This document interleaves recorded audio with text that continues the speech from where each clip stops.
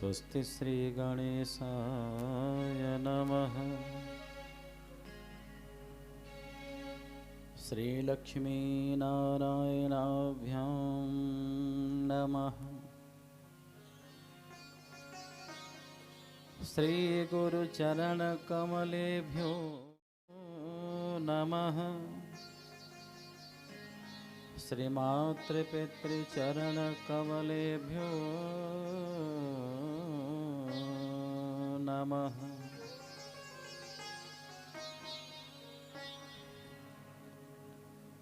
ध्येयमरिभवघनमभीष्णुदोहम् तीर्थास्पदं शिवविरिञ्चिनुतं शरण्यम्।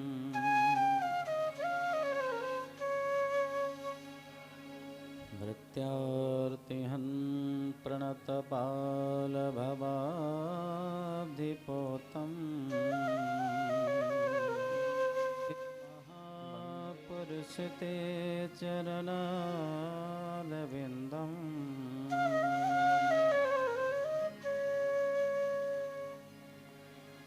त्यक्त्वा सुदुस्तजसुरेप्सितराजलक्ष्मी धर्मिष्ठयार्यवचसा यद्गादरण्यम्।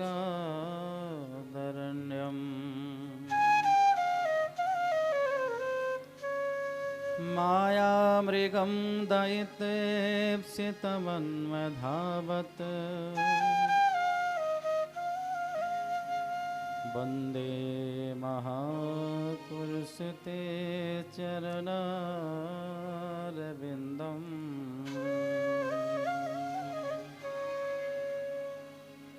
वाञ्छाकल्पतरुभ्यश्च कृपासिन्धुभ्यैव च पतितानां पावनेभ्यो श्रीवैष्णवेभ्यो नमो नमः। अज्ञानतिमिरान्धस्य ज्ञानाञ्जनशलाकया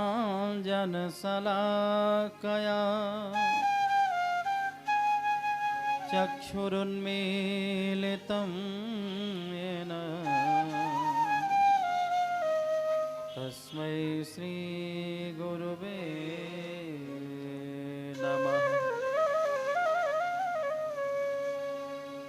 ध्यानमूलं गुरुर्मूर्ति पूजामूलं गुरुपदम् मंत्रमूलं गुरुर्वाक्यं मोक्षमूलं गुरुः कृपा।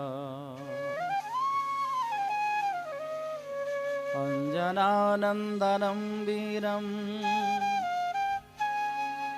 श्रीजानकी शोकनाशनं कपीशमक्षहन्तारं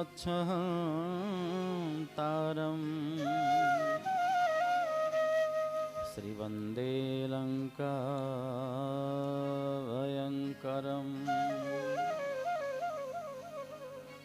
उल्लङ्घ्य सिन्धुसलिलं सलिलं यः शोकवह्नि जनकात्मजाया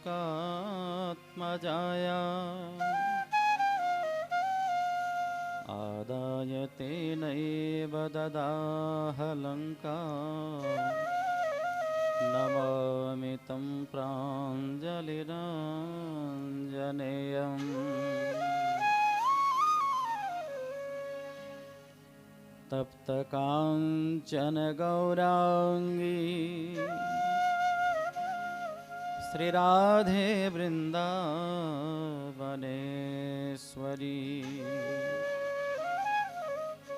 वृषभानुसुते देवी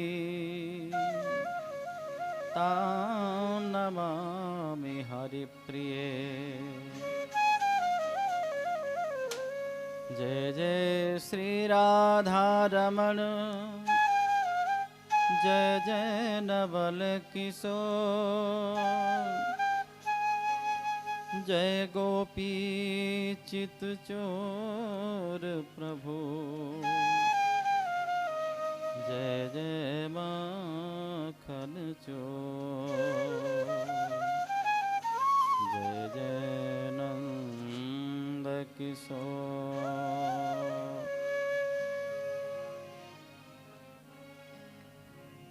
राधारमण हरि बोल, जय जय राधारमण हरि बोल, जय जय राधारमण हरि बोल, जय जय राधारमण हरि बोल, जय जय राधारमण हरि बोल, जय जय राधारमण हरि बोल, जय जय राधारमण हरि बोल, जय जय राधारमण हरि बोल, जय जय राधारमण हरि बोल, जय जय हरि बोल, जय जय राधारमण हरि बोल, जय जय राधारमण हरि बोल, जय जय राधारमण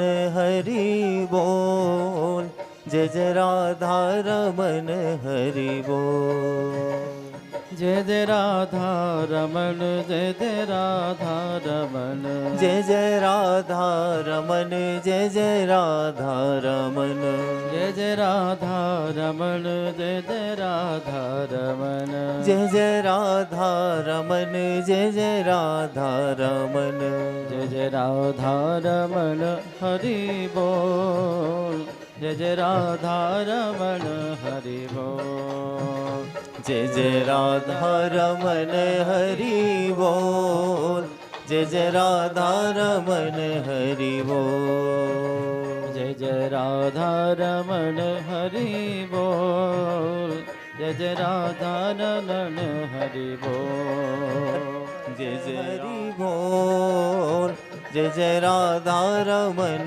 हरि बोल, जग नाचे जिसकी थिरकन पे, जग नाचे जिसकी थिरकन पे, जग नाचे जिसकी थिरकन पे, जग नाचे जिसकी थिरकन पे, तिरछी कजरीली चितवन पे, तिरछी कजरीली चितवन पे, तिरछी कजरीली चितवन पे, तिरछी कजरीली चितवन पे, केशोदास बिके हैं बिन मोल, केशोदास बिके हैं बिन मोल, जय जय राधारमण हरि बोल, जय जय राधारमण हरि बोल, जय जय राधारमण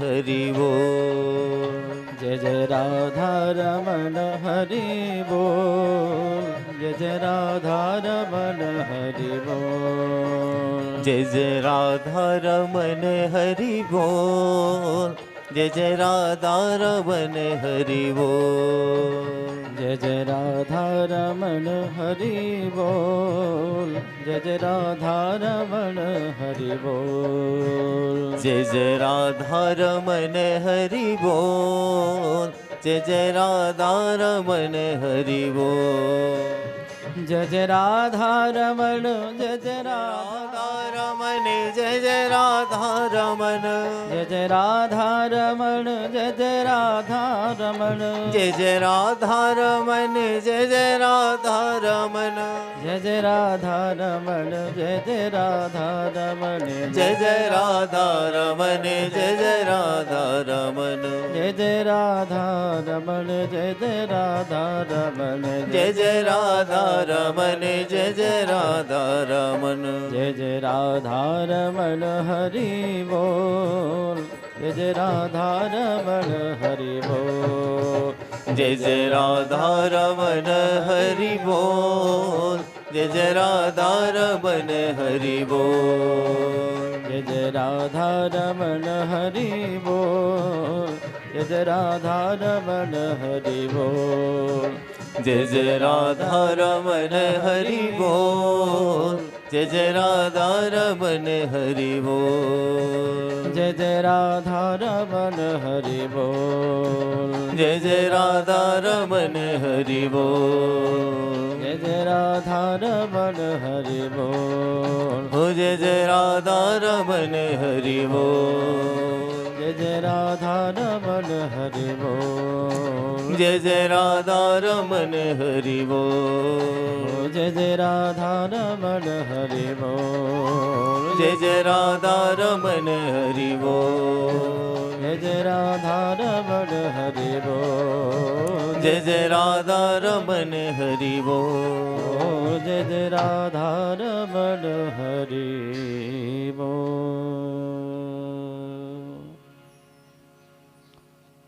बोले भक्तवत्सल भगवान की जय।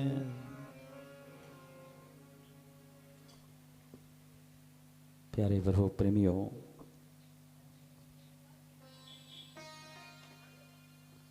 आज श्रीमद् भागवत सप्ताह ज्ञान यज्ञ चतुर्थ दिवस आरंभ की ओर है। जैसा कि हम आप सभी ने विगत 3 दिनों से भगवान की पावन कथा सुनी, उसी दिव्य क्रम में श्रीमद् भागवत महापुराण परमहंसों के दिव्य संहिता की आज चतुर्थ दिवस की सुंदर कथा। कल सायंकालीन प्रसंग में हम आपने सभी ने सुना श्री सुखदेव जी महाराज का आगमन, परीक्षित पर सुखदेव जी महाराज की अहेतुकी कृपा, परम कृपा। श्री सुखदेव जी महाराज ने परीक्षित की प्रशंसा की। परीक्षित, आपने जगत हिताय, जगत सुखाय, जगत कल्याण की भावना से जो आपने प्रश्न किया है वो बड़ा ही मन भावन लगा।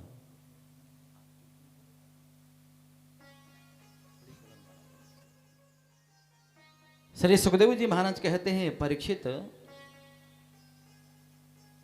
श्राप आपको लगा है 7 दिन में मरने का तक्षक नाग के दंश से, पर आपने अपने लिए कुछ नहीं कहा।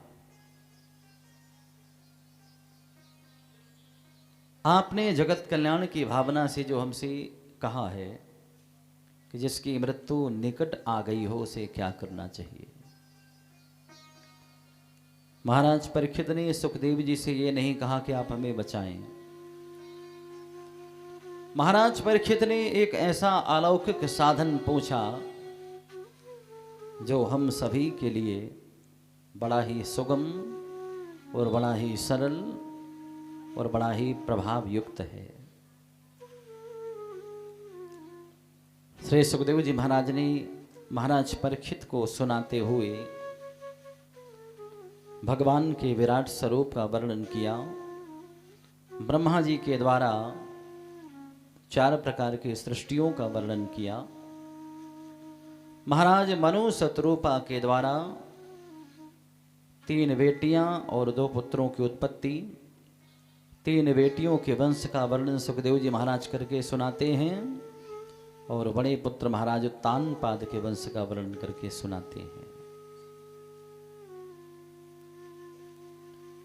महाराज उत्तानपाद की वंश परंपरा समाप्त होते देख पिता मनु, पितामह ब्रह्मा गंधमादन पर्वत की गुफा में बैठे अपने छोटे पुत्र प्रियव्रत को मनाने समझाने गए। प्रियव्रत को समझा करके लेकर के आए, उनका सुंदर विवाह किया, राज्याभिषिक्त किया। महाराज प्रियव्रत से आग्नेय नाम के पुत्र का जन्म हुआ। आग्नेय से नाभि का जन्म हुआ और महाराज नाभि के घर ऋषभ देव भगवान का जन्म हुआ। भगवान के 8वें अवतार यानी भगवान के दिव्य 24 अवतारों में से ये जो ऋषभ देव जी महाराज हैं वो भगवान के 8वें अवतार माने गए। महाराज ऋषभ देव बड़े विलक्षण राजा हैं। विधिवत प्रजा का पालन करते हुए 100 पुत्रों को जन्म दिया। इनके सबसे बड़े वाले पुत्र जिनका नाम था भरत, भरत जी महाराज को चक्रवर्ती सम्राट पद प्रदान कर दिया और चक्रवर्ती सम्राट पद प्रदान करके स्वयं दिव्य उपदेश किया अपने समस्त पुत्रों को, प्रजा को, बेटा ये जग असार है, एक परमात्मा का नाम ही समस्त वेदों का, ग्रंथों का, जगत का सार है। अध्यात्म मार्ग में चलने का उपदेश करके अपने पुत्रों को, अपनी प्रजा को ऋषभ देव जी महाराज ने अवधूत वृत्ति का निरूपण करते हुए अपनी जीवन लीला आगे बढ़ाई। बड़ी सुंदर कथा आती है। राजा अभिषिक्त होकर के भरत जी महाराज बड़े प्रेम से प्रजा का पालन करने लगे और पिता ऋषभ देव अवधूत वृत्ति, परमहंस वृत्ति को अपना करके वन की ओर चले गए। महाराज ऋषभ देव किसी वृक्ष के नीचे बैठ करके भगवान का भजन कर रहे थे। मुखमंडल बड़ा चमक रहा था। गाय चराने वाले कुछ सज्जनों ने देखा कि एक बड़े ही उच्च कोटि के साधक संत आए हैं भगवान का भक्त।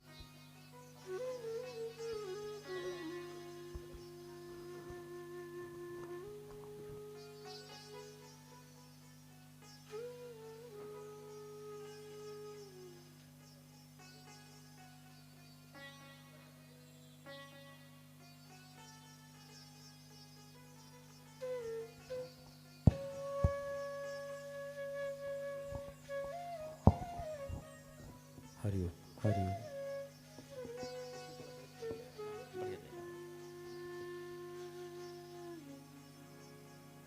बोले भक्त वत्सल भगवान की।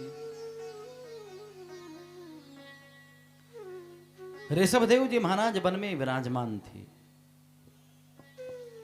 वृक्ष के नीचे बैठ करके भगवान नाम संकीर्तन कर रहे थे, जप तप कर रहे थे। कुछ गाय चराने वाले सज्जनों ने देखा ऋषभ देव को, तो गांव में जाकर के बताया, तो लोग बड़ी श्रद्धा से कोई फूल लेकर के, कोई माला लेकर के, कोई फल लेकर के, कोई दूध लेकर के, कोई भोजन बना के पहुंचने लगे। यहां तक तो ठीक था, लेकिन धीरे धीरे लोगों ने क्या किया, बोले महाराज जी हमारे घर बालक नहीं, कृपा करके ऐसा कुछ आशीर्वाद दो, बालक हो जाए। किसी ने कहा महाराज काम धाम थोड़ा कमजोर चल रहा, कृपा करके ऐसा आशीर्वाद दो कि काम धाम बढ़िया चल जाए। किसी ने कहा महाराज स्वास्थ्य ठीक नहीं रहता, आशीर्वाद दो। यहां तक भी ठीक था। कुछ श्रद्धालु तो सट्टे का नंबर लेने पहुंचने लगे, महाराज नंबर दे दो सट्टे का, गड़ा धन बता दो। यही होता है। ऋषभ देव जी महाराज ने सोचा कि दुनिया वाले भजन नहीं करने देंगे, मैंने समस्त राजपाट का त्याग करके वन ग्रहण किया, वन में जीवन यापन करने का विचार तो किया, लेकिन यहां भी मैं एकांत सेवन नहीं कर पा रहा हूं। महात्माओं के बिगड़ने का यही एक माध्यम बनता है। किसी गांव के समीप एक वन में एक तपस्वी महात्मा तप कर रहे थे। गांव के कुछ लोग जाकर के बैठने लगे। कोई दूध लेके जाता, कोई चाय पत्ती लेके जाता, कोई चीनी लेके जाता। जा करके सुंदर चाय बनाते, महाराज जी को भी थोड़ा सा पिलाते, खुद भी पीते। अब धीरे धीरे महाराज जी की भजन में वृत्ति कम हुई, चाय में ज्यादा हो गई। अब जैसे हमारे चौबे जी हैं, पत्रकार हैं, वे सम्मान तो है, और पत्रकार संघ में भी कोई बड़ा पद मिल गया है, अब तो डरते हैं लोग इनसे, हम भी डरते हैं। जब भी चौबे जी का फोन आता है, सुबह सुबह आता है। अब हमारी थोड़ी समाधि लंबी होती है, तो जैसे चौबे जी का फोन आएगा तो हड़बड़ा के उठेंगे और आवाज मवाज ठीक करके फिर बोलेंगे, कहीं अखबार में छाप न दे के महाराज 9 बजे जगे। तो चाय बड़ा पीते हैं चौबे जी हमारे। महाराज जी का भजन करना तो कम हो गया, अब चाय पीने में ज्यादा मन हो गया। अब दूध लेकर के आने वाले सज्जन एक दिन बीमार हो गए, तो और जो सहयोगी सेवक थे महाराज जी से बोले, महाराज जी एक काम करते हैं, एक गौ माता रख लेते हैं, गौ सेवा भी होगी और साथ में चाय के लिए दूध भी मिलेगा। महाराज जी ने कहा कोई बात नहीं, रख लो। महाराज जी के लिए एक झोपड़ी बनी थी, झोपड़ी में रहते थे। अब एक झोपड़ी गौ माता के लिए भी बन गई। 4 लीटर गौ माता दूध देती तो 1 लीटर की चाय बन जाती, बाकी दूध बच जाता। अब बचे हुए दूध की संभाल कौन करे, तो बिल्ली पी जाती उसको। भक्तों ने कहा महाराज जी एक निवेदन करें, एक कोई देवी देख लेते हैं आसपास की, वो आकर के अपना थोड़ी संभाल देख रेख भी करेंगी और थोड़ा भोजन भाजन भी बना दिया करेंगी। महाराज जी ने एक दासी भी रख ली और धीरे धीरे धीरे धीरे ऐसी व्यवस्था बनी। आए थे भजन को और बन गए सदग्रस्त। थोड़े दिन में पिताजी बन गए। बेचारे बड़े प्रेम से भजन कर रहे थे एकांत में, और अब वही सब कुछ आरंभ हो गया जो पहले होना था। जहां से भागे थे वहीं पहुंच गए। ये जो हमारी वृत्तियां होती हैं, कब भटक जाए कब बदल जाए कुछ पता नहीं चलता। इसलिए सदैव सावधान होकर के भगवान का भजन करना चाहिए। और जिसे भगवान का भजन करना हो उससे भगवान से प्रार्थना करते रहना चाहिए कि दुनिया वालों से बचाए रखना।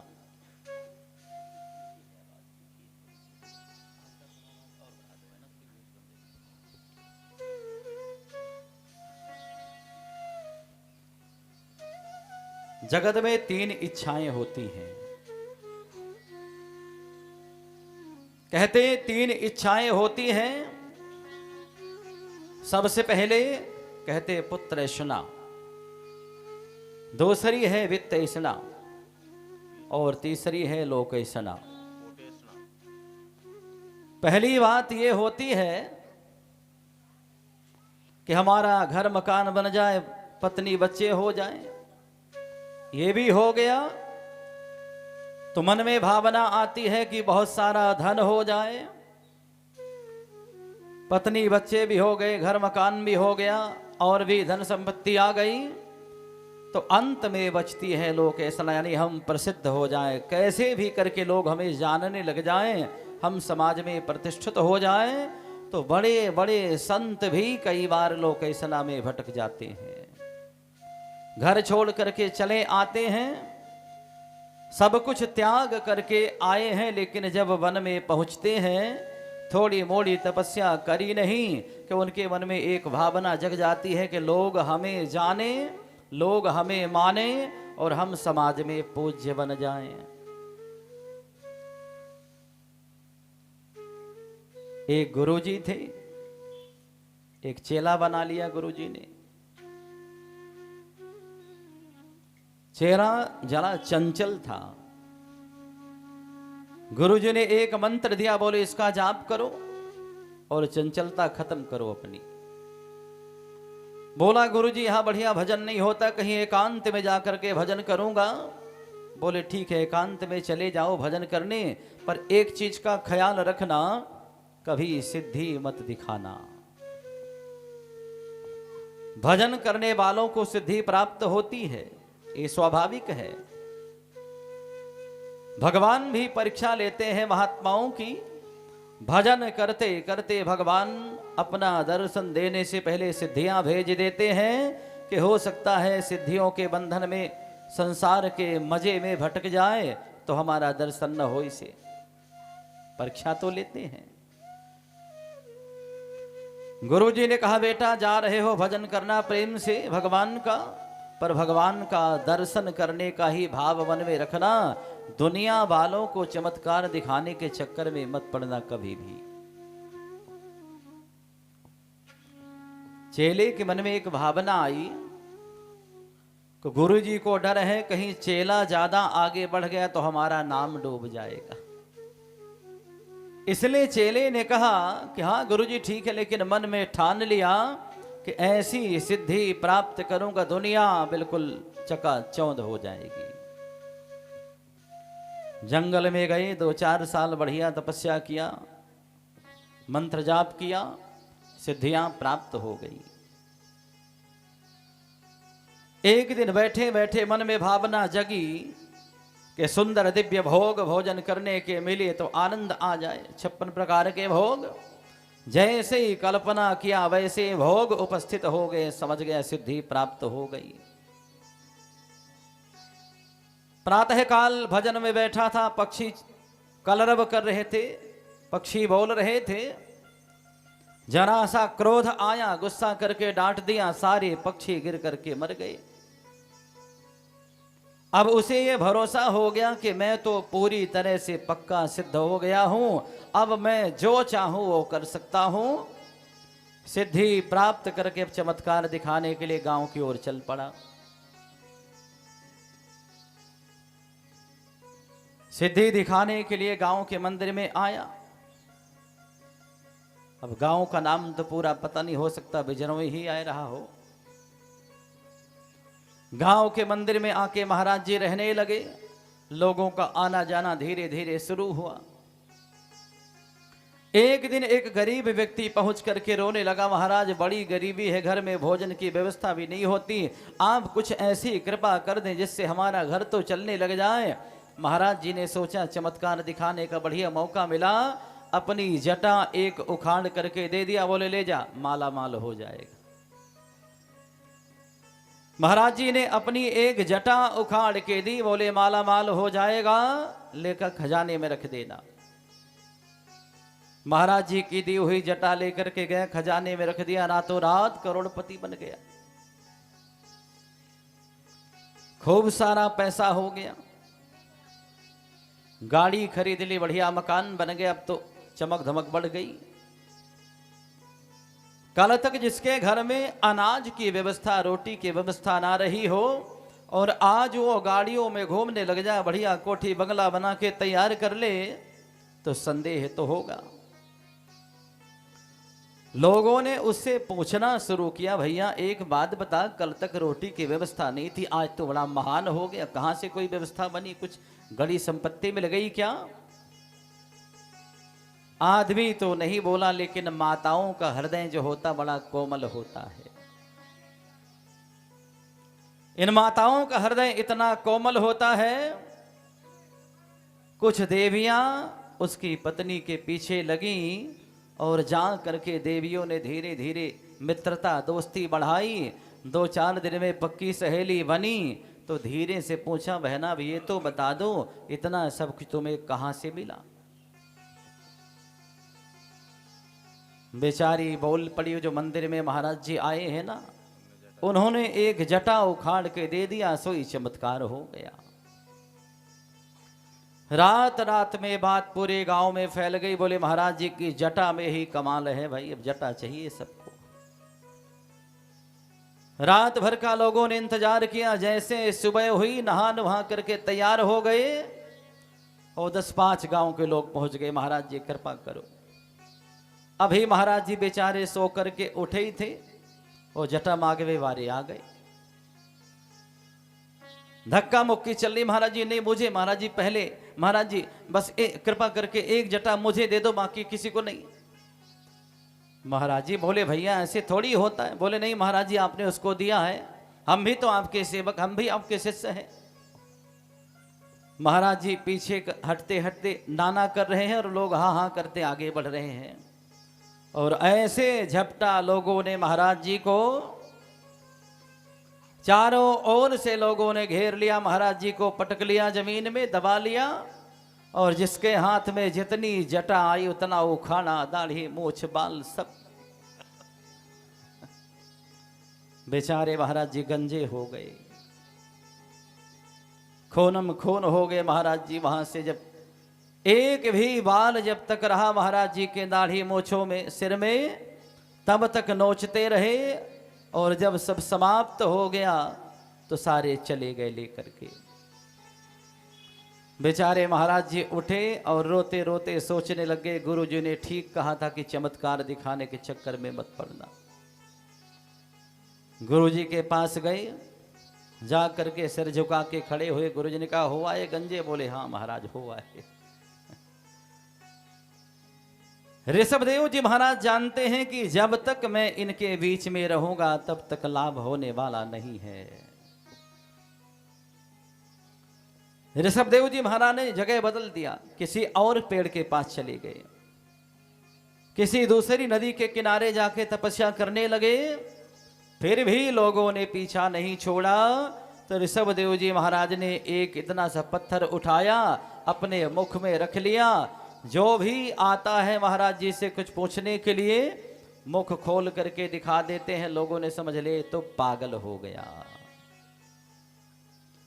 दुनिया में पागल बन करके जो महात्मा रहेगा वो ज्यादा सफल रहेगा, और जो समझदार बनने की कोशिश करेगा समझो वो कल्याण हो जाएगा, गंजई हो जाएगा। फिर तो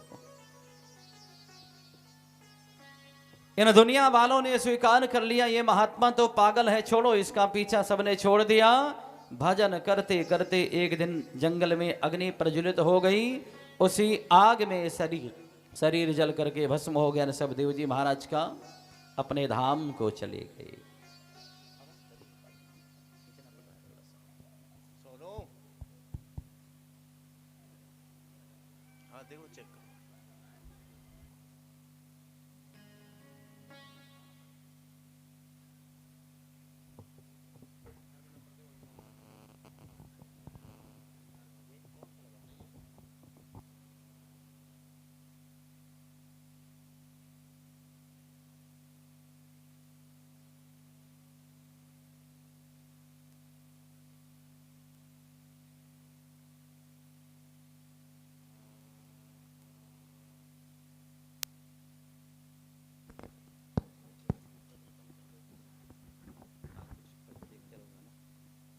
हरिओम हरिओम।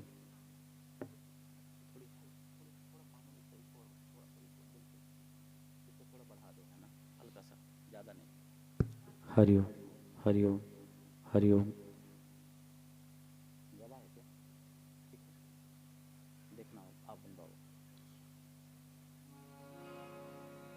बोले भक्त वत्सल भगवान की जय।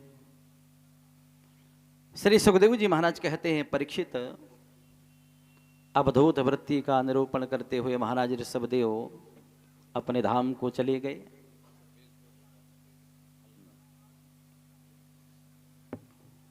भरत जी महाराज बड़े प्रेम से प्रजा का पालन कर रहे हैं। सुखदेव स्वामी ने बड़ी सुंदर कथा सुनाई। परीक्षित, ये जो भरत जी महाराज हैं बड़े धर्मात्मा हैं, बड़े उच्च कोटि के साधक हैं। बड़े लंबे समय तक भरत जी महाराज ने प्रजा का पुत्रवत पालन किया। समय आने पर अपने पुत्रों में राज्य का विभाजन किया और स्वयं भी चले गए। गंडकी नदी के किनारे पुलह ऋषि के आश्रम के पास में एक पर्णकुटी झोपड़ी बनाई। बड़े प्रेम से भजन करने लगे। बड़ा सुंदर जीवन व्यतीत हो रहा, भजन कर रहे हैं भगवान का। एक दिन गंडकी नदी के किनारे भजन करने बैठे थे। एक हरिणी के बच्चे को देखा, जल में बहता हुआ डूबता हुआ चला जा रहा था। भरत जी महाराज ने हिरण के बच्चे को उठा लिया और उसमें ऐसी आसक्ति हो गई कि बचा हुआ जीवन भजन छोड़ करके उसी के सेवन और उसी के पूजन में लगा दिया। हिरण के बच्चे के प्रति ऐसी आसक्ति हुई भरत जी महाराज को, बुढ़ापा आ गया, अंत समय आ गया, मृत्यु का समय आया, फिर भी हिरण के बच्चे का चिंतन करते रहे। अंते मति सोगति, अंत समय में हिरण का चिंतन किया। अगला अवतार हिरण के रूप में भरत जी महाराज का हो गया। श्री सुखदेव स्वामी कहते हैं, परीक्षित वो ज्ञान बना रहा कि मैं पिछले जन्म में भरत नाम का राजा था। परमात्मा की कृपा से हिरण शरीर में भी भगवान का स्मरण करते रहे, नाम लेते रहे और धीरे धीरे धीरे धीरे समय व्यतीत होता रहा। एक दिन वन में आग लगी तो हिरण शरीर जल करके भस्म हो गया और तीसरा जन्म भरत जी महाराज का एक बड़े ही उत्तम कुल में, ब्राह्मण कुल में हुआ। संयोग से इस अवतार में भरत जी महाराज का नाम फिर से भरत ही हुआ। बचपन से बड़े ज्ञानी, बड़े उच्च कोटि के साधक थे, पर भरत जी महाराज ने कभी ज्ञान प्रकट नहीं किया। माता पिता के रहते तो उनका सम्मान रहा, लेकिन माता पिता के समाप्त होते भाइयों ने अपमानित करके घर से निकाल दिया। वन में भीलों के राजा ने बलि चढ़ाने के लिए भरत जी महाराज को पकड़ा, पर वहां भी भरत जी महाराज को मां काली ने बचाया। श्री सुखदेव स्वामी कहते हैं, परीक्षित यही महाराज भरत, जिन्हें लोग जड़ भरत के नाम से, पागल भरत के नाम से जानते थे, यही महाराज भरत सिंधु सौबीर देश के राजा रहुगण को दिव्य ज्ञान, आत्मज्ञान प्रदान किया और भगवान के धाम को चले गए। इसका विवाह तो तीनों लोक के मालिक हम ही हो जाएंगे। नारद जी ने कुछ बना करके इधर उधर की बातें बोली, हाँ ऐसा होगा वैसा होगा, बड़ा अच्छा पति होगा, लेकिन असली वाली बात छुपा ली नारद जी ने। अब नारद जी के मन में बात आई कि भाई स्वयंवर में मैं भी जाऊंगा, मुझसे विवाह होना चाहिए इसका, लेकिन ये ठहरी राजकुमारी और मैं ठहरा बाबा जी। बड़े बड़े सुंदर सुंदर राजकुमार आएंगे तो ये उन्हें जयमाला पहनाएगी, हमें थोड़ी पहनाएगी।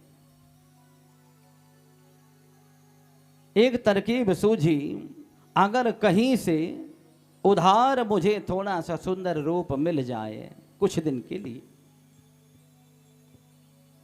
पहले के जमाने में एक गांव में एक दो कुर्ते होते थे, अभी तो सभी के पास कई कई ड्रेसें होती हैं, कपड़े बढ़िया बढ़िया होते हैं, पर पहले एक गांव में दो चार लोगों के पास ही कुर्ता धोती होता था, तो जिसे ससुराल जाना होता वही मांग लेता कि 2 दिन के लिए दे दो। गांव के कोई धनी थे, उनके पास 2 धोती 2 कुर्ता था। बगल वाले ने कहा, भैया मुझे ससुराल जाना है तो 1 कुर्ता धोती दे दो।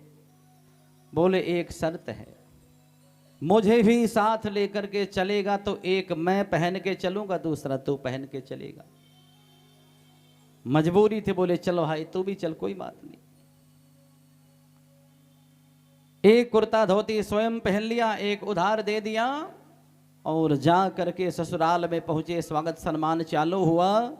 जब भोजन करने की बारी आई तो जिसका कुर्ता था उसने कहा, भाई एक काम कर, और वो भी अकेले में नहीं, सासू ससुर सालियों सालों के सामने, सबके सामने बोलता है कि भाई एक काम कर, ये ऊपर वाली बटन खोल के खाना, कहीं जल्दी से खा बटन टूट जाए हमारे कुर्ते की। ससुराल भी चला गया, मेहमानबाजी भी खूब की और बेइज्जती भी करके आया। तो नारद जी ने सोचा कि कहीं से उधार अगर रूप मिल जाए तो बात बन जाए, एक बार बरमाला पड़ जाए हमारे गले में, इसके बाद तो हमारी हुई। नारद जी के मन में बात आई कि सबसे करीब तो हमारे भगवान विष्णु ही हैं और सबसे ज्यादा सुंदर भी हैं।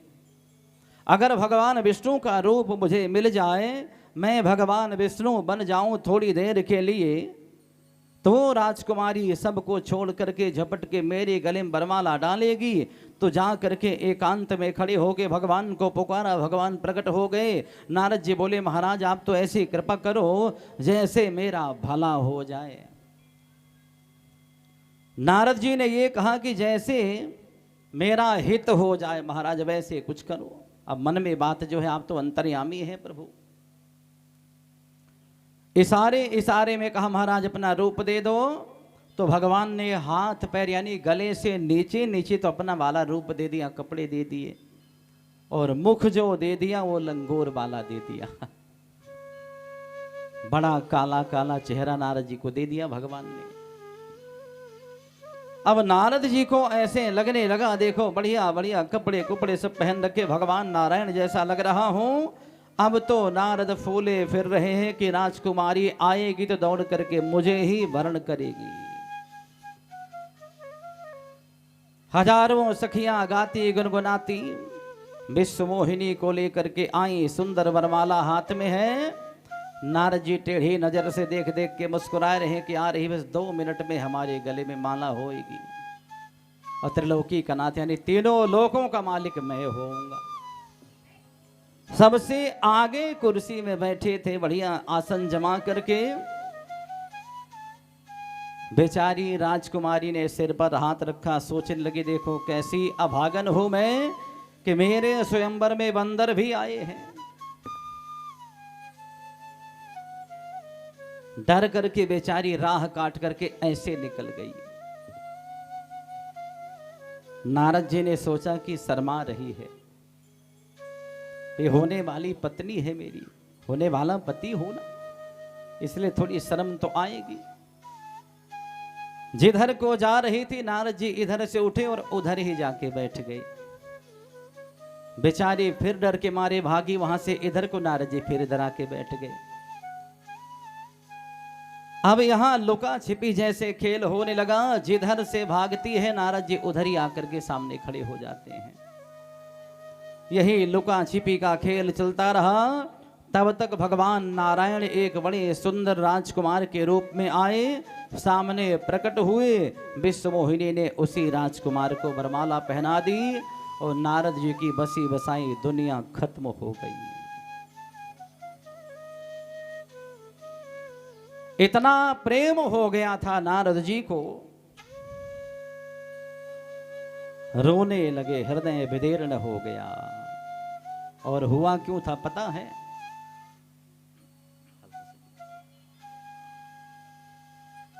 भागवत के चतुर्थ स्कंद पंचम स्कंद में कथा आती है।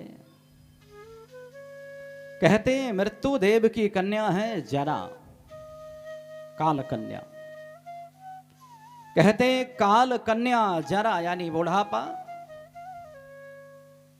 बड़ी हो गई।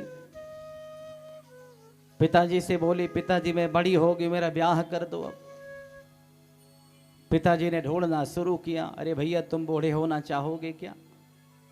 अरे भैया तुम्हें बुढ़ापा चाहिए, जरा यानी बुढ़ापा, तुम बूढ़े होना चाहते हो क्या? अरे छोड़ो हम थोड़ी बूढ़े होना चाहते हैं। कहते हैं त्रिलोकी में भटक करके पिता काल महाराज ने देख लिया, कोई भी वर नहीं मिला, कोई भी बुढ़ापे को स्वीकार करने वाला नहीं मिला। पिता हार मान करके आए, बोले बेटी मुझे तो कोई वर मिला नहीं है, मैं तुम्हें स्वतंत्र करता हूं, तुम जाओ, जो तुमसे विवाह करे उससे तुम विवाह कर लो, मुझे स्वीकार है। काल कन्या जरा बेचारी बुढ़ापा चली, जगह जगह भटकती रही, इधर से उधर, किसी ने स्वीकार नहीं किया उसे। जब कोई वर नहीं मिला, विवाह नहीं हुआ, बड़े उदास होकर के लौटी चली आ रही थी काल कन्या जरा, तो नारद जी मिल गए जरा को। जरा बोली नारद आप तो महात्मा हो, बड़े कोमल हृदय हो, आप मेरी पीड़ा को समझो कि पूरी सृष्टि में कोई भी ऐसा नहीं जो मुझसे विवाह करना चाहे, तुम भी कुमारी और मैं भी कुमारी, भाई तुम्हारा भी ब्याह नहीं हो रहा, मेरा भी नहीं हो रहा, तो एक काम कर लो महाराज, आप ही मेरे साथ विवाह कर लो। नारद जी बोले नहीं, हम तो नहीं करेंगे। उसने कहा अगर आज तुमने मेरे साथ विवाह नहीं किया मैं श्राप दे दूंगी। बोले श्राप दो चाहे जो मर्जी, मैं विवाह नहीं करूंगा तुम्हारे साथ। काल कन्या जरा ने श्राप दे दिया कि आज जैसे मैं एक वर के वियोग में, एक पुरुष के वियोग में तड़फ रही हो, विलख रही हो, ऐसे ही एक दिन आएगा जब तुम स्त्री के वियोग में तड़फोगे। आज उसी श्राप का प्रभाव भी था। जैसे राजकुमार के गले में वरमाला पड़ी, देवर्षि नारद का हृदय टूट टूट करके बिखर गया। रोते बिलखते चले जा रहे थे। भगवान भोलेनाथ के गणों ने मुस्कुराया, उनको श्राप दे दिया। जा करके जैसे देवर्षि नारद ने जल के अंदर अपनी परछाई देखी, जल में अपनी परछाई देखी कि आखिर मैं लग कैसे रहा हूं, भगवान विष्णु का स्वरूप मुझे मिला है, फिर भी इस कन्या ने मुझे वरमाला नहीं पहनाई। जैसे जल में झांक करके देखा तो अपना रूप देख करके स्वयं भयभीत हो गए। बंदर का रूप है। अब तो और भी देवर्षि नारद हृदय में आग का गोला भड़क उठा। रे भगवान, आपने बड़ी गजब की बात कर डाली। आजीवन आपका भजन करता करता जीवन बिता रहा हूं, एक बार आपके सामने कुछ मांगने के लिए खड़ा हुआ, अरे मेरा बाला ही छोड़ देते, मुझे नारद ही रहने देते। कैसे भी मना पथा करके गले में वरमाला डलवा लेता कि मैं नारद हूं, मेरे गले में डाल दो, शायद डाल देती। तुमने तो मेरा भी रूप छीन करके बंदर बना दिया मुझे। मैं तुम्हें श्राप देता हूं। भगवान को श्राप दे डाला। बंदर का रूप दिया है ना, बंदर ही काम आएंगे। राजकुमार बन करके छल करके ले गए हो ना, राजकुमार भी बनना पड़ेगा। और आज जैसे स्त्री के वियोग में, राजकुमारी के वियोग में मैं रुदन कर रहा हूं, बिलख रहा हूं, ऐसे समय आएगा तुम भी एक दिन अपनी पत्नी सीता के वियोग में रोते फिरोगे जंगलों में। इतना श्राप देने के बाद जैसे गए, जल से मुख धोया तो सारा माया जाल हट गया, सब स्मरण हो गए मैंने क्या किया। भगवान ने अपनी माया दूर की तो नारद को होश आया, घबरा गए, मैंने भगवान को श्राप दे दिया। भगवान के चरणों में जाके गिरे, महाराज ये सब क्या हुआ। भगवान ने कहा नारद, तुम मेरे प्रिय भक्त हो, तुम्हारे जीवन में अभिमान का प्रवेश हो गया था, इसलिए मुझे छोटी सी लीला करनी पड़ी कि मैं अपने नारद को थोड़ा साफ सुथरा करके बढ़िया जगह बिठा दूं। श्री सुखदेव स्वामी कहते हैं, परीक्षित, भगवान कहते मेरा प्रिय भक्त नारद ही क्यों न हो, अगर उसके जीवन में अभिमान आया तो मैं उसके अभिमान के अंकुर को भी तोड़ करके फेंक देता हूं। इसलिए परीक्षित कभी अभिमान नहीं करना चाहिए। परीक्षित, एक गजराज महाराज की बड़ी सुंदर कथा सुनाई सुखदेव जी महाराज ने। अभिमानियों की क्या दुर्दशा होती है। परीक्षित, त्रिकूट नाम के पर्वत की तलहटी में एक मदमत्त हाथी रहता था, गजराज नाम था उसका। 200 पत्नियां हैं, हजारों पुत्र पुत्रियां हैं, झुंड का झुंड लेकर के गुजरता है। कहते इतना विशाल समूह, इतना मदमत्त गजराज है, इतना बलवान है। गजराज से भयभीत हो करके जंगल का राजा शेर भी वन छोड़ करके भाग गया। अभिमान और बढ़ गया। जब भी वन से मदमत्त हो करके अपनी झुंड के साथ गुजरता है, छोटे मोटे जीव जंतु घुटने टेक करके जय जयकार करते हैं। गजराज अभिमान में डूब करके कहता, चिंता मत करो, जीवन में कभी कोई कठिनाई आए तो मुझे याद करना, मैं तुम्हारी परेशानी दूर करूंगा। पर आज स्वयं गजराज परेशानी में, संकट में पड़ गया। परीक्षित, गजराज को प्यास लगी थी, पत्नी बच्चों के साथ त्रिकूट पर्वत की तलहटी में सरोवर में जल पीने के लिए गया। पहले जलपान किया, स्नान किया, जल में किलोल करने लगे। जल में खेलते खेलते दोपहर का समय हुआ और इसी सरोवर में एक बड़ा विशाल शरीर वाला मगरमच्छ ग्राह रहता था। उसने गजराज के पैर को पकड़ लिया। गजराज ने अपनी शक्ति का प्रयोग किया, खींच करके किनारे लाया। ग्राह ने पुनः खींच के बीच सरोवर में कर दिया। 2 घड़ी व्यतीत हो गई। गजराज अपनी शक्ति का प्रयोग करते हैं, खींच करके किनारे ले जाते हैं और ग्राह खींच करके पुनः सरोवर के मध्य ला देता है। पत्नियों से बोले, बच्चों से बोले, बेटा, अरे देवी, मुझे ऐसा लगता है मेरी शक्ति क्षीण हो रही है, मैं इस ग्राह से बच नहीं पाऊंगा, मेरी मदद करो, मुझे बचाओ। पत्नी बच्चों ने सूंड से सूंड लगाया, खींचना आरंभ किया। अब तक गजराज अपनी शक्ति से खींच करके किनारे भी ले जाता था, लेकिन पत्नी बच्चों के लगने के बाद एक तिल भी हिला डुला नहीं गजराज। एक एक करके बच्चों ने सूंड हटाई, पीठ दिखा के चल पड़े।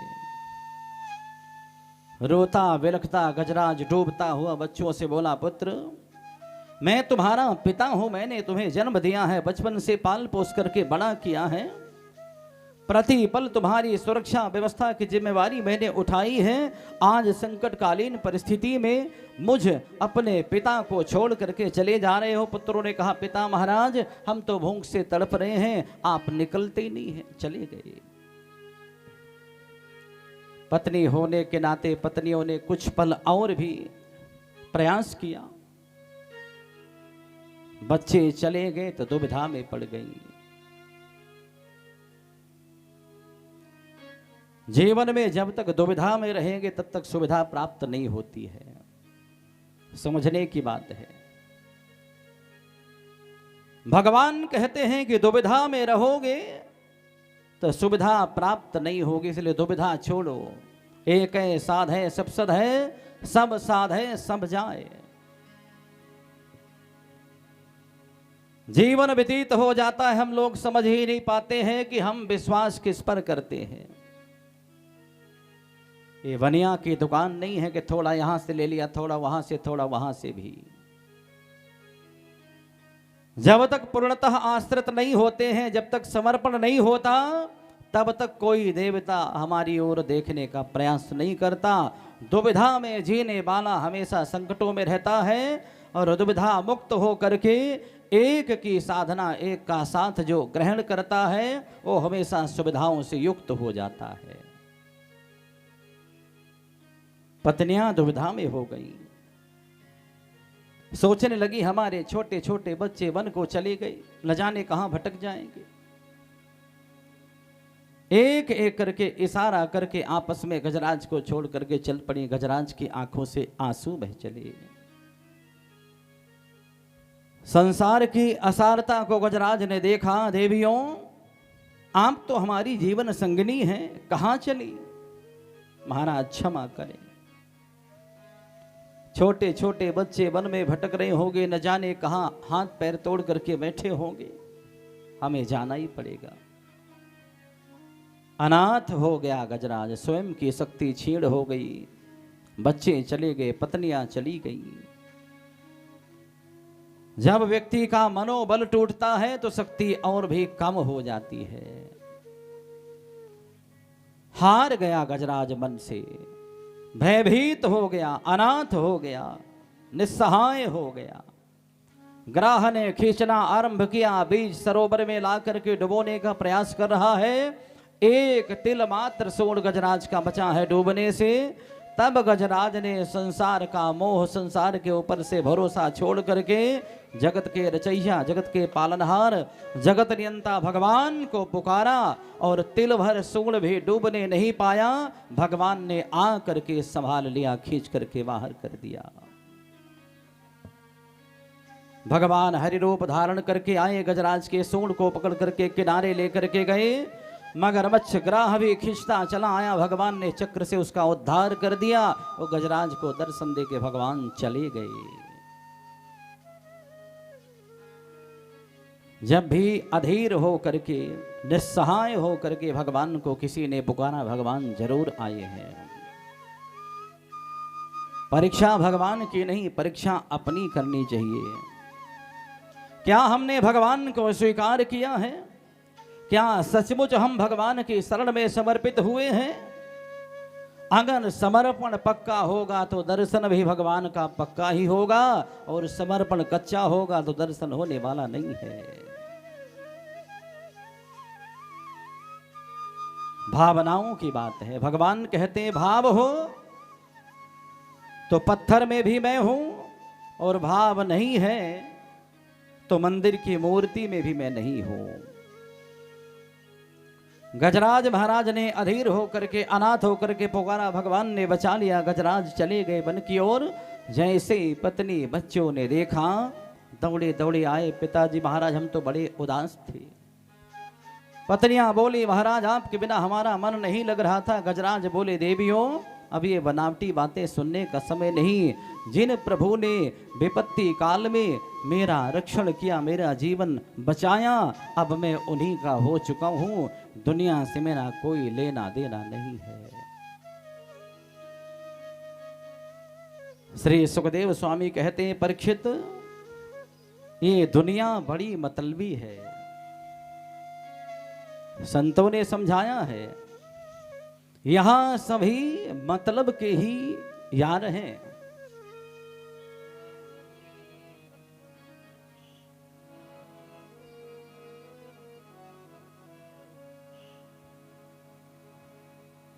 स्वार्थ लागी करहीं सब प्रीति, स्वार्थ लाग करहीं सब प्रीति, सुर नर मुनि सब कह यह रीति। मनुष्यों की बात तो छोड़ो, देवता भी, बड़े बड़े ऋषि मुनि भी, सभी स्वार्थ के वशीभूत हैं। कोई न कोई किसी न किसी से स्वार्थ से ही जुड़ा हुआ है। स्वार्थ समाप्त हो जाए तो संसार ही समाप्त हो जाता है। स्वार्थ के वशीभूत होकर के सभी एक दूसरे के पीछे भाग रहे हैं। मतलब की दुनिया में कौन किसी का होता है, इस मतलब की दुनिया में कौन किसी का होता है। जिस पर भरोसा होता है वही धोखा देता है। दुनिया वालों पर भरोसा करेंगे तो अंत में रोना ही पड़ेगा। इसलिए दुनिया वालों के साथ रहो, ऐसे रहो जैसे नाव पानी में ही रहती है, तभी चलती है। अगर नाव को चलना है तो पानी की जरूरत पड़ती है। संसार में सरकते रहो, चलते रहो, चलते रहो, पर जैसे नाव में पानी आने से नाव डूब जाती है, उसी तरह से सावधान रहे कि हम संसार में हैं। बड़ी सुंदर बात है, लेकिन संसार हमारे अंदर प्रवेश ना करने पाए, हम आसक्ति से बंधने न पाए, तो समझो कल्याण हो जाएगा। पत्नी है, बच्चे हैं, पति है, माता है, पिता है, भाई बहन, रिश्तेदार, परिवार है, सभी के साथ सुंदर व्यवहार करना है। मधुर व्यवहार करें, मधुर संबंध बनाए रखें, लेकिन आसक्ति उचित नहीं है। आसक्ति भगवान के चरणों में ही होनी चाहिए, ऐसा हमारे मन की धारणा होनी चाहिए। और हर पल भगवान को रिझाने का प्रयास करते रहना चाहिए। जिसने परमात्मा की शरण ग्रहण कर ली वो आजीवन आनंद में जीवन जीता है, और अंत में भगवान के धाम को भी चला जाता है। और जो संसार में डूब गया वो बेचारा डूबते डूबते न जाने कहां चला जाता, पता ही नहीं चलता। इसने भगवान की चाकरी करनी, भगवान की शरण में जाना, भगवान की शरणागति ग्रहण करके भगवान के धाम की यात्रा करनी है।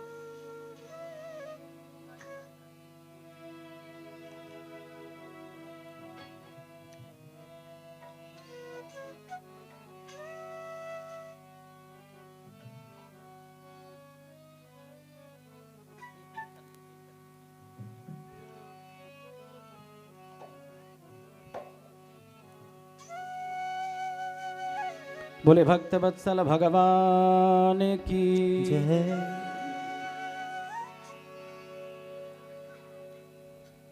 जाना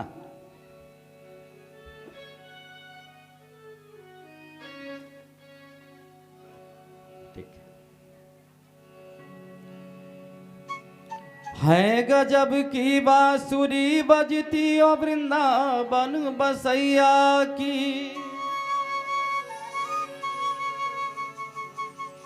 करूं तारीफ मुरली की या मुरलीधर कन्हैया की।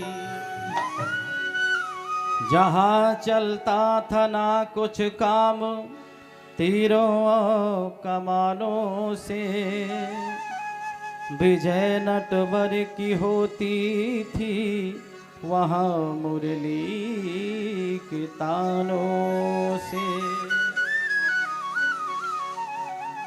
भगवान की दिव्य छवि को देख करके संत महात्मा ऋषि मुनियों ने अपना जीवन समर्पण किया और हमें भी भगवान के चरणों में समर्पित होकर के आनंद से झूमना चाहिए।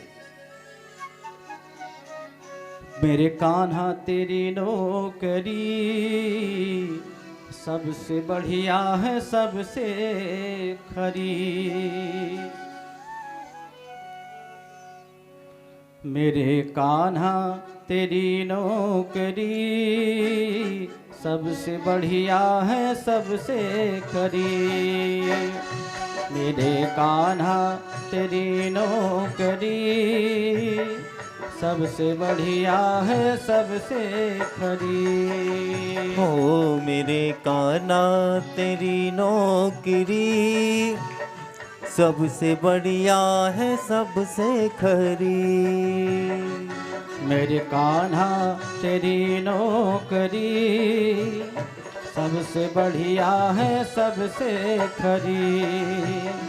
मेरे कान्हा तेरी नौकरी सबसे बढ़िया है सबसे खरी।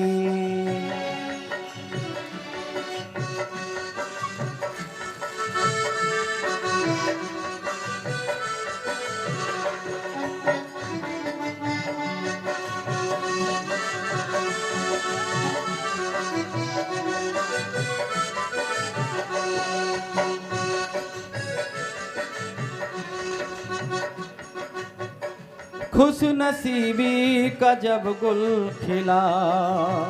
हो खुश नसीबी का जब गुल खिला। खुश नसीबी का जब गुल खिला। खुश नसीबी का जब गुल खिला। तब कहीं जाके ये दर मिला। तब कहीं जाके ये दर मिला। खुश नसीबी का जब गुल खिला। खुश नसीबी का जब गुल खिला।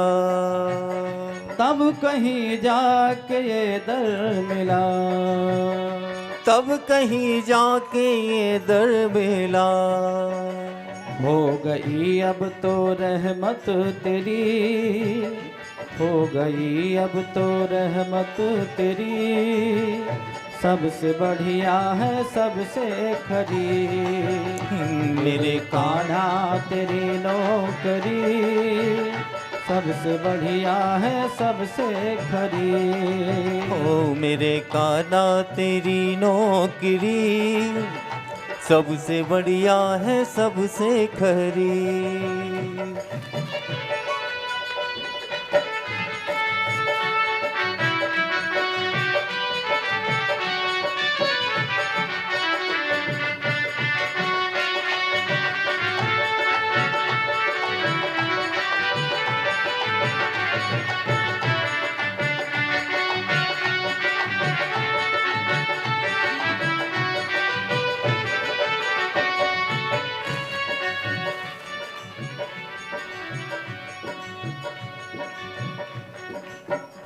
मुझे कौन जानता था।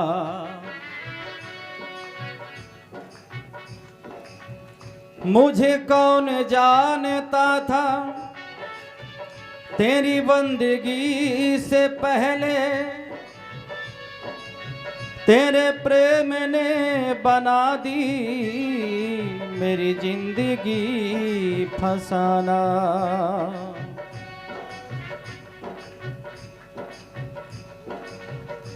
जब तक बिका नहीं था दर दर भटक रहा था, दर दर भटक रहा था। जब तक बिका नहीं था तुमने मुझे खरीद कर सोना बना दिया। मैं नहीं था किसी काम का, मैं नहीं था किसी काम का, मैं नहीं था किसी काम का। हो मैं नहीं था किसी काम का।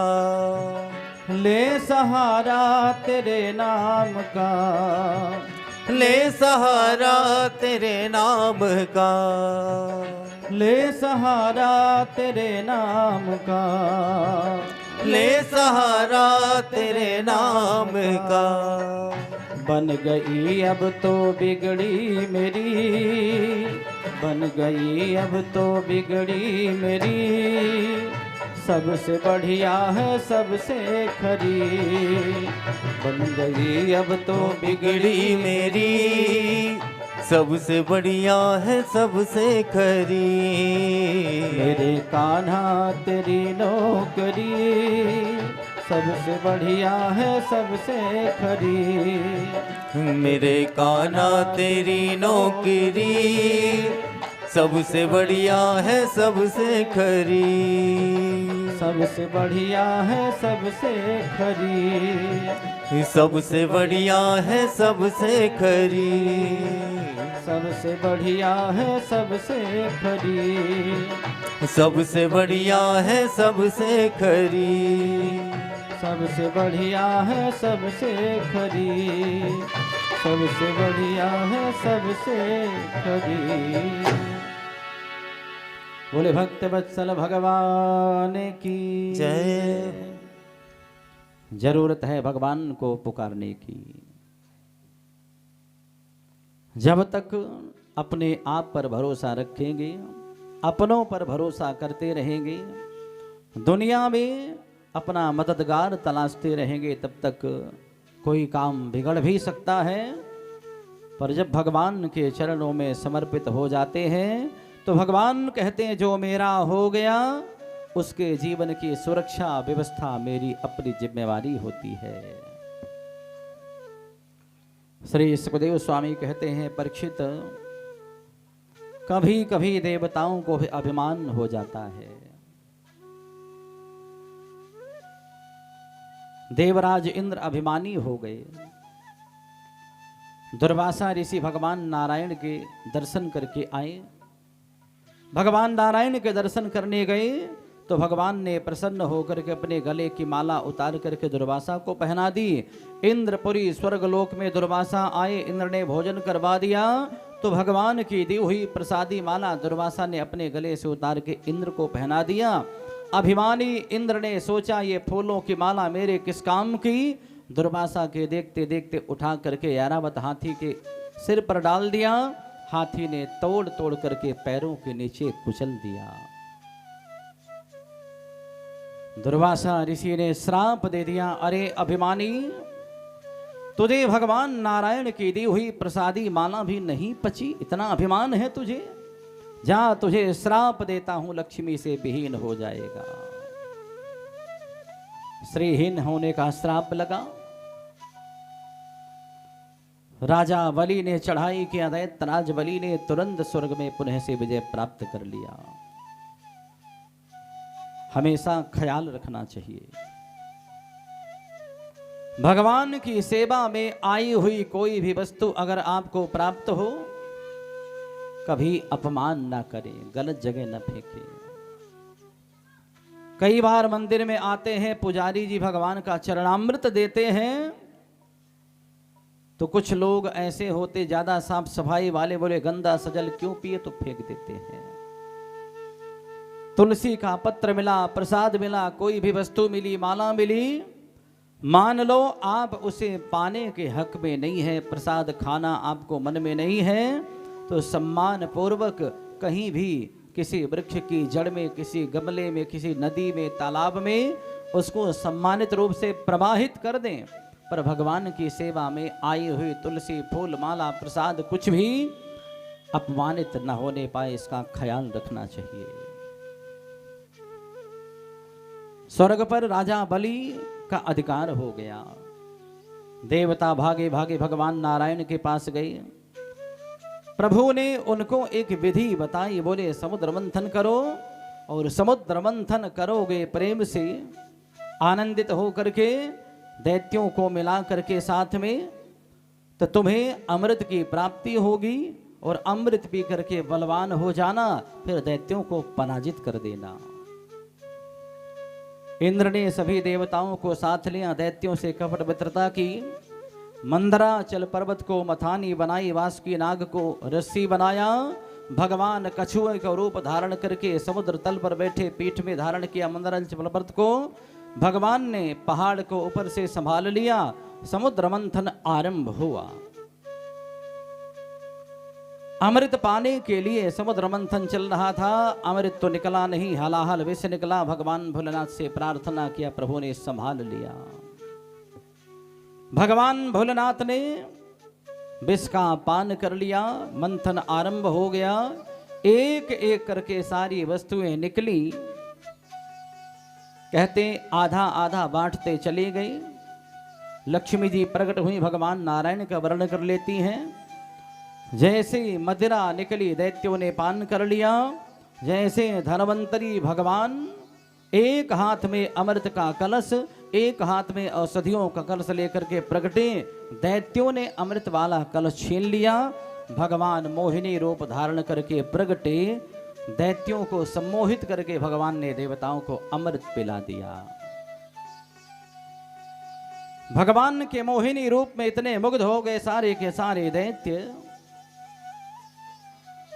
उन्हें पता ही नहीं चला ये विष्णु है कि कोई सुंदर स्त्री है, क्योंकि मदिरा के नशे में भगवान विष्णु ही उनको स्त्री के रूप में दर्शन दे रहे थे। सभी देवताओं को भगवान ने अमृत पिला दिया। धोखे से राहु ने भी पी लिया, भगवान ने सिर छेदन कर दिया। देवासुर संग्राम हुआ, सारे दैत्य मारे गए। श्री सुखदेव स्वामी कहते हैं, परीक्षित देवता पुनः स्वर्ग के राजा बन गए। अपने मरे हुए शिष्यों को देख करके शुक्राचार्य को बड़ा दुख हुआ। भगवान भोलेनाथ के द्वारा दी हुई मृत संजीवनी विद्या का प्रयोग करके शुक्राचार्य ने दैत्यों को जीवित किया। पाताल लोक को लेकर के चले गए। अनेकों प्रकार के यज्ञ आदि करवा करके पुनः बलि को बलवान बना, तेजस्वी बनाया। जैसे यज्ञ में अंतिम आहुति डाली, अग्निकुंड से रथ निकला, घोड़े निकले, अस्त्र शस्त्र निकले, कवच निकला। बलि को धारण करके पुनः स्वर्गलोक में चढ़ाई करवाई। पुनः देवता भागे भागे गए भगवान नारायण के पास। भगवान नारायण ने कहा, देवताओं इस बार बलि महाराज के ऊपर उनके गुरुदेव शुक्राचार्य की कृपा है। मैं स्वयं नारायण भी अगर बलि से युद्ध करने जाऊंगा तो मैं कर नहीं सकूंगा, इसलिए मुझे कुछ और ही रूप धारण करना पड़ेगा। माता अदिति भी तपस्या कर रही हैं, मुझे पुत्र रूप में पाने के लिए तो मैं वामन भगवान का रूप लेकर के जाऊंगा। बलि से भिक्षा मांग करके तुम्हारी संपत्ति तुम्हें वापस कर दूंगा। महाराज कश्यप ऋषि की देवी अदिति के गर्भ से भगवान ने अपने आप को अवतरित किया। वामन भगवान का प्राकट्य हुआ, सारे देवी देवता प्रसन्न हो गए, जनेऊ संस्कार आदि संपन्न हुआ। जैसे 5 घरों में भिक्षा मांग करके शुक्राचार्य यानी गुरु बृहस्पति को देने लगे महाराज वामन, गुरुदेव ने कहा, भगवान इतनी भिक्षा से मेरा काम चलने वाला नहीं है। आप मुझे प्रसन्न करना चाहते हैं तो आप कृपा करके यहाँ से जाएं, बलि की यज्ञशाला में त्रिलोकी की भिक्षा मांग करके मुझे ला करके दें। भगवान वामन रूप धारण करके बलि की यज्ञशाला में गए। भागवत के अनुसार नर्मदा नदी के किनारे ही बलि की यज्ञशाला थी। नर्मदा नदी के किनारे बलि की यज्ञशाला में भगवान पहुंचे। प्रातः काल जैसे ही बलि यज्ञशाला में प्रवेश कर रहे थे, भगवान वामन का दर्शन हुआ। यज्ञशाला के अंदर नहीं गए बल्कि बाहर दौड़ करके चरणों में प्रणाम किया, साष्टांग दंडवत किया। बलि ने वामन भगवान को प्रणाम करके बारंबार उनके चरणों की धूल मस्तक पर लगाई। भगवान, आज मेरे पितृ देवता प्रसन्न हो गए, वो संतुष्ट हो गए, वो तृप्त हो गए। आज मेरा यज्ञ पूर्ण हो गया, आज मेरी तपस्या सफल हो गई, क्योंकि आप तो साक्षात ब्रह्मर्षियों की तपस्या की प्रतिमूर्ति है। बलि ने कहा, भगवान क्या सेवा करें आपकी, कैसे आना हुआ? वामन भगवान बोले, बलि मैं मांगने नहीं, मैं तो तुम्हारा दर्शन करने आया हूं। मैंने सुना है बलि महाराज बड़े दानी, बड़े धर्मात्मा, बड़े भक्त हैं, इसलिए मुझसे भी नहीं रहा गया, मैं तो दर्शन करने चला आया और दर्शन करके धन्य हो गया, मैं तो जा रहा हूं। बलि ने चरण पकड़ लिया, महाराज जब तक आप कुछ मांगेंगे नहीं, कुछ दान दक्षिणा नहीं लेंगे, तब तक हम आपको जाने नहीं देंगे। वामन भगवान ने बड़ा मना किया पर बलि नहीं माने। तो वामन भगवान ने एक बात कही, बलि हमारा तो ना लेने का प्रण है, तुम्हारा देने का प्रण है, बीच का रास्ता निकालते हैं, काम करो, आप तो हमें 3 पग पृथ्वी का दान कर दो। बलि बोले, महाराज आपने बड़ी छोटी सी दक्षिणा मांगी है, पर चलो जो भी आपके मुख से निकला मैं जरूर दान करूंगा। महाराज आप चाहो तो यज्ञशाला के अंदर ले लो और आप चाहो तो यज्ञशाला से बाहर ले लो, चाहे हमारे अंतःपुर में महल के अंदर नाप लो, आप जहां चाहो वहीं ले लो। वामन भगवान बोले, बलि हम ले तो लेंगे, पर एक बार संकल्प तो हो जाए। वामन भगवान के साथ जो बलि की बातें हो रही थी, दैत्य गुरु शुक्राचार्य एक तरफ बैठ करके बड़े प्रेम से देख रहे थे, सुन रहे थे। अब तक तो ठीक ठाक चल रहा था, पर जैसे ही वामन भगवान ने कहा महाराज संकल्प करो, तो शुक्राचार्य जी के मन में थोड़ी भ्रम पैदा हुआ। शुक्राचार्य जी ने कहा, ये छोटा सा बौना ब्राह्मण वामन अंगुल वाला, अगर इसे दान लेना है 3 पग पृथ्वी, तो कहीं भी नापने संकल्प की क्या जरूरत है? नेत्र बंद करके शुक्राचार्य जी ने देखा, और जैसे नेत्र बंद करके शुक्राचार्य जी महाराज ने देखा, विद्वानों में सर्वश्रेष्ठ विद्वान हैं महाराज शुक्राचार्य। भगवान अपनी विभूतियों का वर्णन करते हुए कहते हैं कि विद्वानों में मैं दैत्य गुरु शुक्राचार्य हूं, ऐसा कहा भगवान ने। परम श्रेष्ठ विद्वान शुक्राचार्य जी महाराज ने ध्यान करके देखा तो चतुर्भुज नारायण सामने खड़े हैं। घबरा करके आंखें खोली, बलि को हाथ पकड़ के पीछे को खींचा, अरे बलि सावधान हो जाओ, ये कोई ब्राह्मण कोई संत नहीं, ये तो भगवान नारायण है।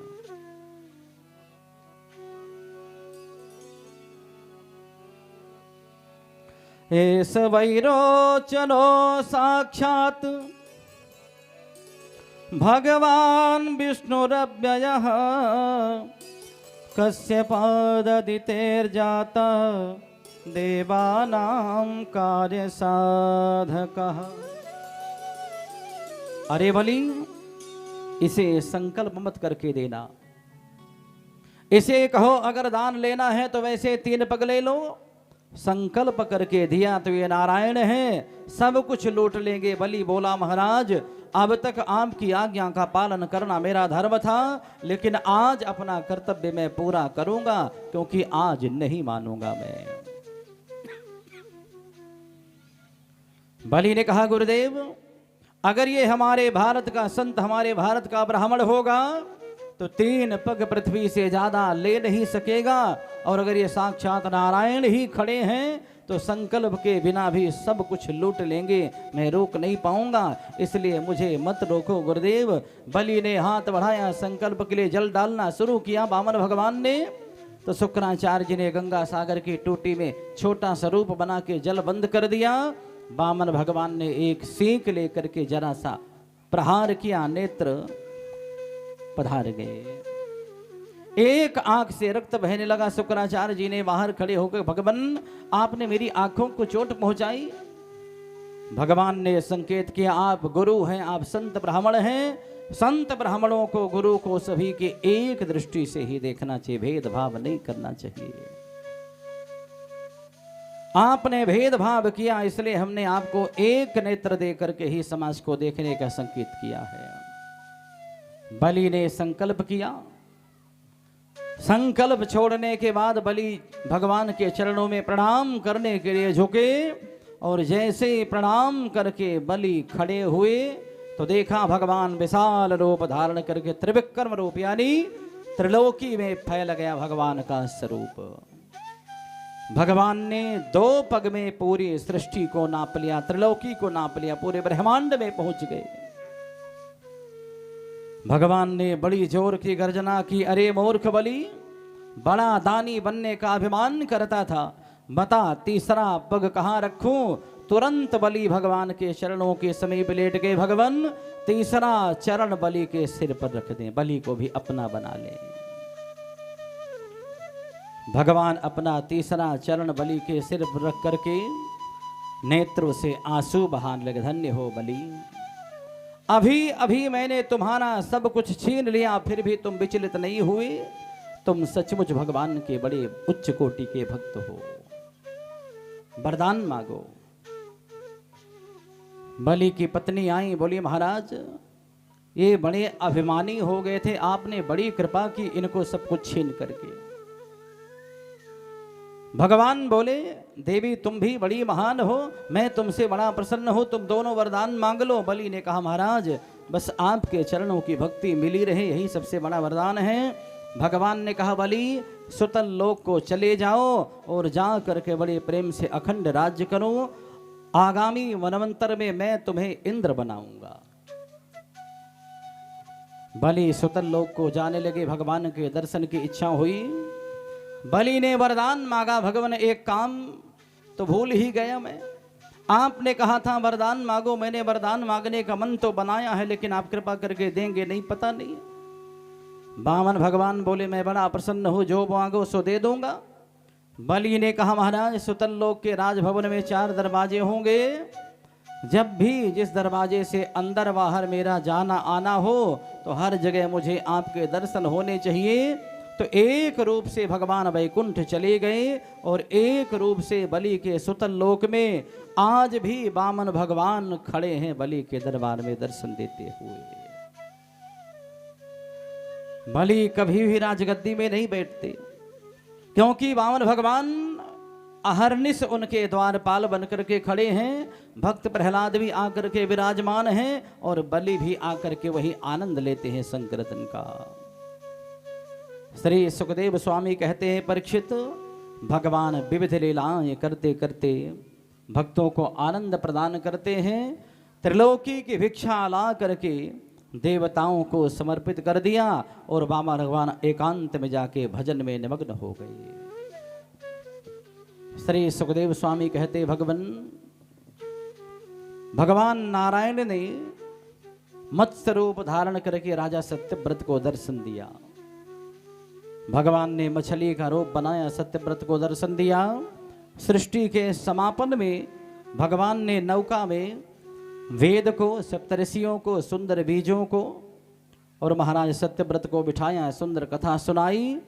प्रलय काल के बाद सृष्टि का जब आरंभ हुआ तो यही महाराज सत्यव्रत राजा मनु बन करके आए। यही है वैवस्वत मनु। श्री सुखदेव स्वामी कहते हैं परीक्षित, ये जो भागवत का 9वां स्कंद है ये सूर्य वंश चंद्र वंश का वर्णन, विस्तृत वर्णन है।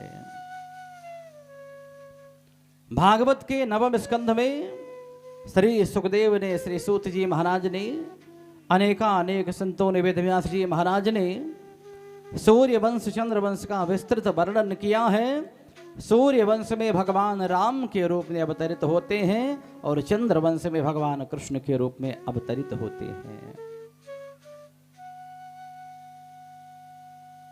श्री सुखदेव स्वामी कहते हैं परीक्षित, सूर्य वंश चंद्र वंश का वर्णन करने के लिए मैं सुखदेव 1000 बार अवतार लेकर के आऊं तो भी संभव नहीं है परीक्षित।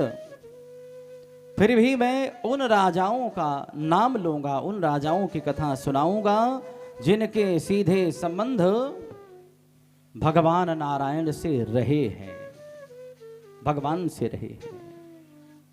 परीक्षित, भगवान नारायण के ब्रह्मा श्री सुखदेव स्वामी ने यहां सूर्य वंश का वर्णन आरंभ किया है। भगवान नारायण के ब्रह्मा कहते हैं, ब्रह्मा के मरीचि, मरीचि के कश्यप और कश्यप के विवस्वान सूर्य और इन्हीं विवस्वान सूर्य के वैवस्वत मनु नाम का पुत्र अवतरित हुआ। इन्हीं महाराज वैवस्वत मनु के इक्ष्वाकु आदि पुत्र हुए और इन्हीं के वंश में महाराज नृग आदि का अवतरण हुआ। महाराज हरिश्चंद्र, महाराज अम्बरीश, महाराज भगीरथ, नभग नाभाग आदि का अवतरण हुआ। बड़े बड़े धर्मात्मा राजाओं का अवतरण हुआ। श्री सुखदेव स्वामी कहते हैं, परीक्षित, बड़ा विलक्षण वंश है ये। महाराज अम्बरीश भगवान के ऐसे भक्त हुए जिनकी परीक्षा लेने दुर्वासा गए और दुर्वासा को भी आ करके परीक्षित के यानी अम्बरीश के चरणों में झुकना पड़ा। महाराज हरिश्चंद्र की कथा सुनाते हुए सुखदेव जी कहते हैं, परीक्षित, ऐसे धर्मात्मा, ऐसे दानी, ऐसे सत्यवादी महाराज हरिश्चंद्र हुए, अपना जीवन सर्वस्व लुटा दिया, पत्नी बच्चों के साथ काशी नगरी में जाकर के खुद को भी बेच दिया दान देने के लिए। महाराज भगीरथ जैसे तपस्वी जिन्होंने अपने पूर्वजों को उतारने के लिए अपनी तपस्या के माध्यम से मां गंगा को स्वर्गलोक से धरती पर आने के लिए विवश कर दिया। मां गंगा आई। महाराज सगर के 60,000 पुत्र जो कपिल भगवान के दृष्टि पड़ते जल के भस्म हो गए थे, उनको तार दिया। और आज भी पतित पावनी मां गंगा जन जन के पाप को धोने के लिए धरती पर विराजमान है। संतों ने कहा है, कहते हैं 100 योजन दूर से भी गंगा का नाम लेकर के जो नहाते हैं, गंगा का नाम जो ले लेते हैं, उनके सारे पाप ताप मिट जाते हैं और अंत में भगवान का धाम प्राप्त हो जाता है। जरूरी नहीं है कि हर साल हम गंगा स्नान कर सकें, इसलिए हमारे हिंदू सनातन धर्म की परंपरा है, सभ्यता है, एक नियम है कि हम लोग नहाते समय हर हर गंगे बोल लेते हैं और कहते हैं नहाते समय हर हर गंगे बोलने वाले को गंगा नहाने का पुण्य प्राप्त हो जाता है। विष्णु पुराण में लिखा है।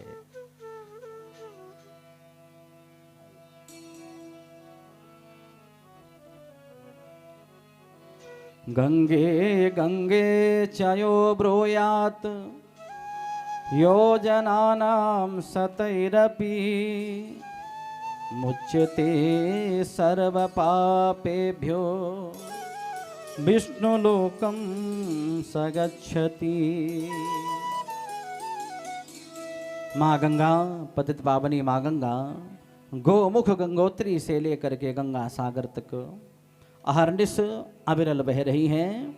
जहाँ भी स्नान करने का मौका मिले, दर्शन करने का मौका मिले, कहते हैं गंगे तब दर्शनात् मुक्ति ही, गंगा जी के दर्शन मात्र से ही मुक्ति प्राप्त हो जाती है। और जिसने स्नान कर लिया तो समझो सारे पाप ताप मिट गए। इसका मतलब ये कभी मत समझें कि पूरे साल भर पाप करें और जाकर के गंगा नहा के आ जाएं, उससे नहीं कटेगा। जो पाप नहीं करते हैं, अनजाने में जिनसे पाप हो जाता है, उन पापों को मां गंगा काटती हैं, लेकिन जान बूझ करके किया गया पाप गंगा नहीं धोती हैं। कदाचित हमारे मन में भ्रम हो, वे गंगा जी तो हैं ही, काटने के लिए हम तो करेंगे। तो जान बूझ करके किया गया पाप बिल्कुल भी नहीं कटता है। और यहां तक संतों ने कहा है, कहते अन्न क्षेत्रे कृतम पापम तीर्थ क्षेते विनश्यति। कहीं और का किया गया पाप तीर्थों में जाकर के कट जाता है, मिट जाता है। लेकिन तीर्थ क्षेत्रे कृतम पापम वज्रलेपो भविष्यति। तीर्थ क्षेत्र में किया गया पाप बिल्कुल वज्रलेख हो जाता है, हटता नहीं है, बिल्कुल पूरे शरीर में चढ़ा रहता है। अब निर्णय करें तीर्थ कहाँ है? मंदिर भी तीर्थ है। जरूरी नहीं है कि हरिद्वार वृंदावन प्रयागराज ही तीर्थ है, मंदिर भी तीर्थ है। माता पिता के सामने भी तीर्थ उपस्थित होते हैं, अपने घर के मंदिर में भी तीर्थ होते हैं। तुलसी माँ जहां पधारी वो भी तीर्थ है। तो जब झूठ बोलना हो तो सावधान होकर के बोलना। तुलसी के पास खड़े होकर के झूठ मत बोलना। बोलना हो थोड़ा सा बगल होके बोल लेना, कोई बात नहीं, बोलना तो पड़ेगा। माता पिता के सामने खड़े होकर के झूठ बोलेंगे तो पाप लगेगा, थोड़ा टेढ़े होके बोलेंगे तो नहीं लगेगा। इसलिए जब भी झूठ बोलना हो तो थोड़ा टेढ़े हो जाओ, सामने से मत बोलना। और माता पिता भी समझ जाएंगे जब बच्चे टेढ़े होकर के बोलेंगे, समझ लो झूठ बोल रहा है। यानी तीर्थ क्षेत्र में किया गया पाप कभी नहीं कटता है, और जान बोझ करके किया गया पाप बिल्कुल भी नहीं कटता है। अनजाने में हुआ पाप गंगा स्नान से, संत दर्शन से कटता है, लेकिन जान बोझ करके पाप करने वाले का तो पाप कटता नहीं, उसे तो दंड भोगना ही पड़ता है। किसी और जन्म में नहीं बल्कि इसी जन्म में ही भोगना पड़ता है। इसलिए सदैव मन में, वाणी में, अपने विचारों में, अपने कर्मों में पुण्य का ही विचार करें, पाप का कभी मत करें।